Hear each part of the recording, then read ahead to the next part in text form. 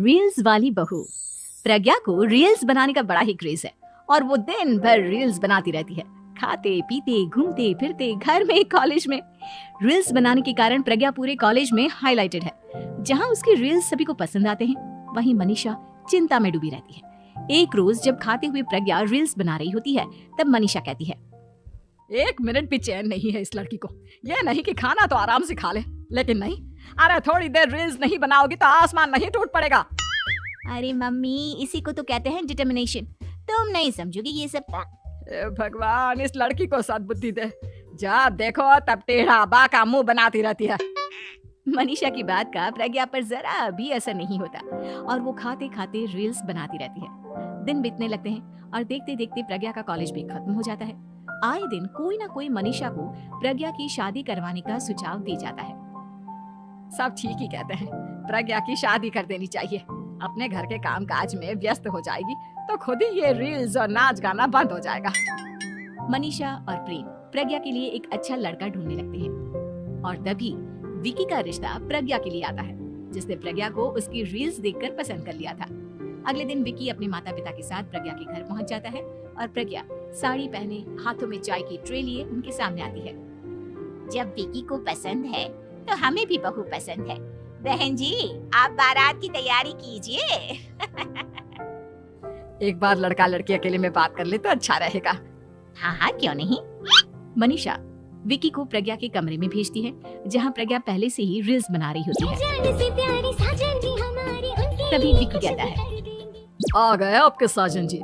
हमारे साथ ये रील्स कंप्लीट करती तो और भी अच्छा रहता। अच्छा जी, अब आ ही गए हैं तो बना ही लेती हूँ आपके साथ। दोनों मिलकर रील्स बनाते हैं। जब वी मीट और तुरंत पोस्ट भी कर देते हैं। फिर विकी कहता है, जब आप साड़ी में चाय लेकर आई तब मुझे लगा कि कहीं मैं गलत घर में तो नहीं आ गया। अब सही है। दोनों की शादी पक्की हो जाती है और शादी के दिन भी प्रज्ञा रील्स बनाने से चूकती नहीं। यहाँ तक कि बारात के समय भी नाचते हुए रील्स बनाती है।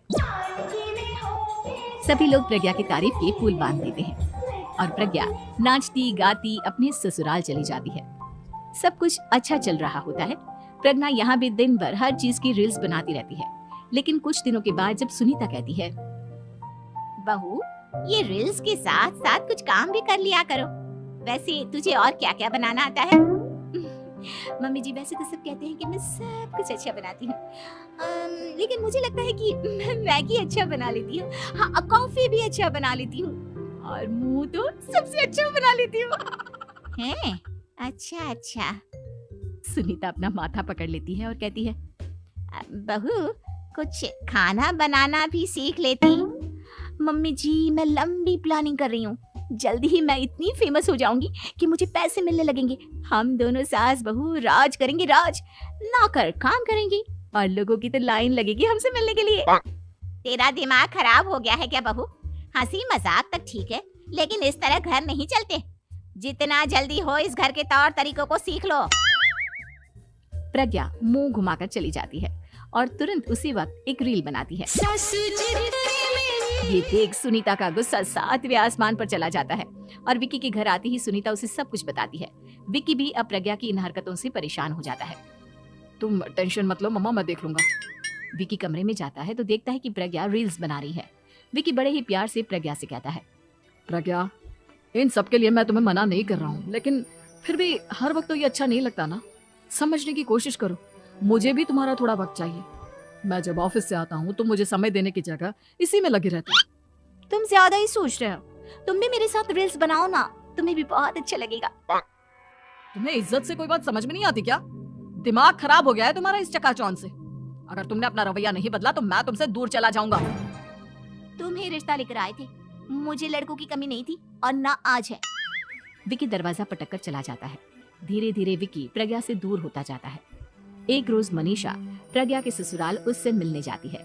तब सुनीता उससे कहती है, बहन जी, अब आई हैं तो कुछ दिन यहाँ रहकर जाइएगा। आप ही का घर है। हाँ मम्मी, बहुत दिन हो गए तुम्हारे साथ एक भी रील नहीं बनाई मैंने। प्रज्ञा तुरंत अपने फोन में रील्स ऑन कर लेती है। ये सब मुझसे नहीं होगा। तेरा ये भूत अभी तक नहीं उतरा क्या? बहन जी, आप कुछ कहती नहीं क्या इसे?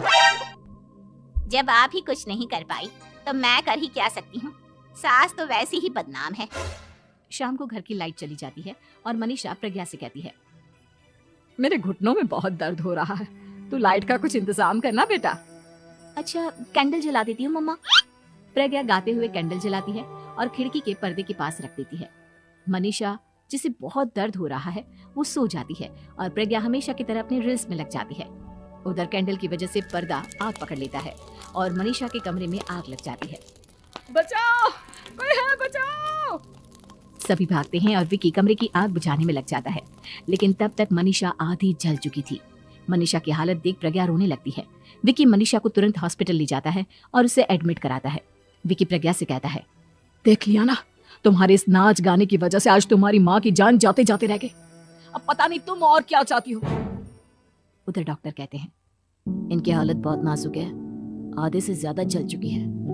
प्रज्ञा रोती हुई मंदिर में जाती है और भगवान के आगे जाकर कहती है, भगवान मेरी माँ को ठीक कर दो, मैं कसम खाती हूँ हाथ से ये रील्स बनाना छोड़ दूंगी, बस मुझे मेरी माँ वापस मिल जाए। 2 दिन बीत जाते हैं और मनीषा खतरे से बाहर आ जाती है।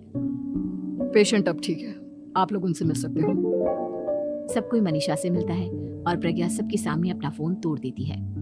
मुझे माफ कर दो मम्मा, मैंने तुम लोगों की बातों को नजरअंदाज किया।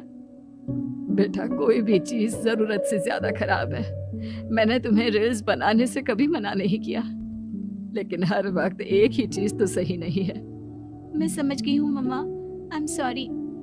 प्रज्ञा उस दिन से रील्स बनाना छोड़ देती है और पूरी तरह से अपने घर में लग जाती है।